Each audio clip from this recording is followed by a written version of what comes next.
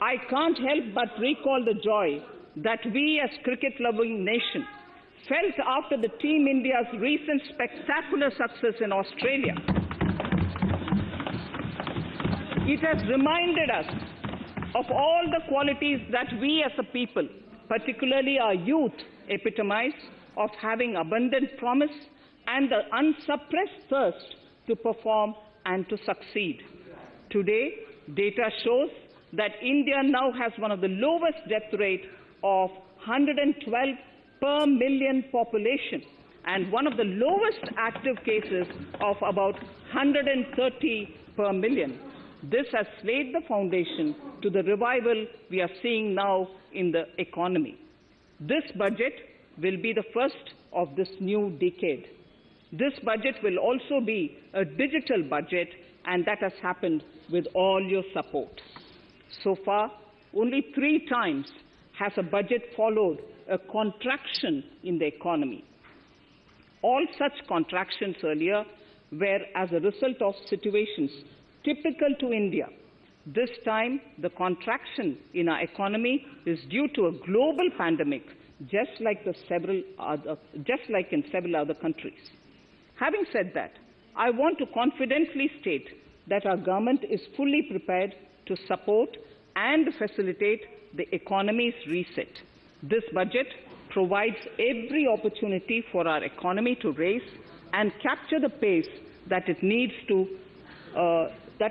for a sustainable growth. 2021 is the year of many important milestones for our history.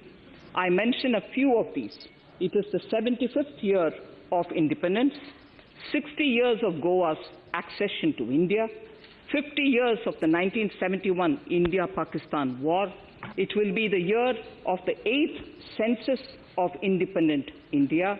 It will also be India's turn at the BRICS presidency, the year for our Chandrayaan-3 mission, and the Haridwar Mahakumbh.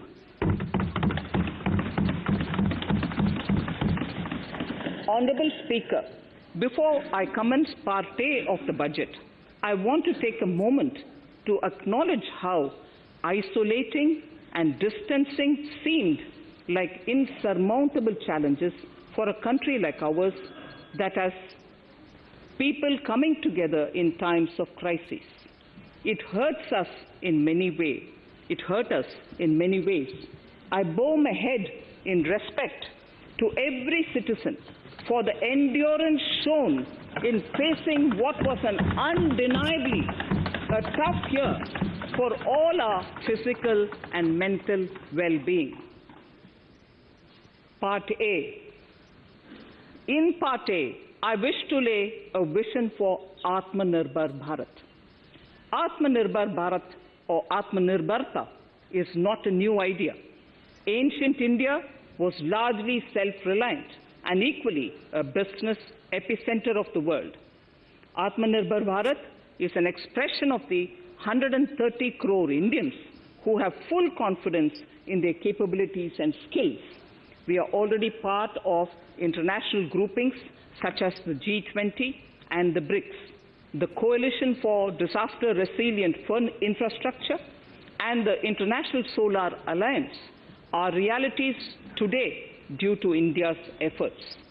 The proposals in Part A will further strengthen the sankalp of nation first, doubling farmers' income, strong infrastructure, healthy India, good governance, opportunities for youth, education for all, women empowerment, and inclusive development, among others.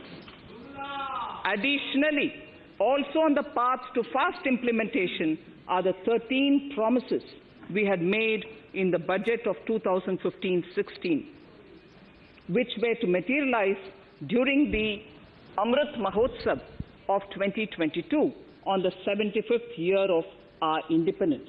They too resonate with the vision of Atmanirbharta.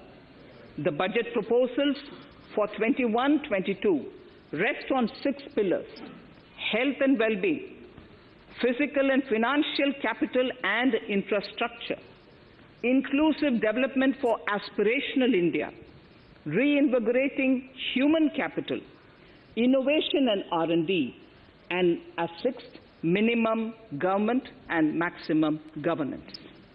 I now move to talking about the first pillar, health and well-being. Even at the outset, I would like to say that the investment on health infrastructure in this budget has increased substantially. Progressively, as institutions absorb more, we shall commit more, taking a holistic approach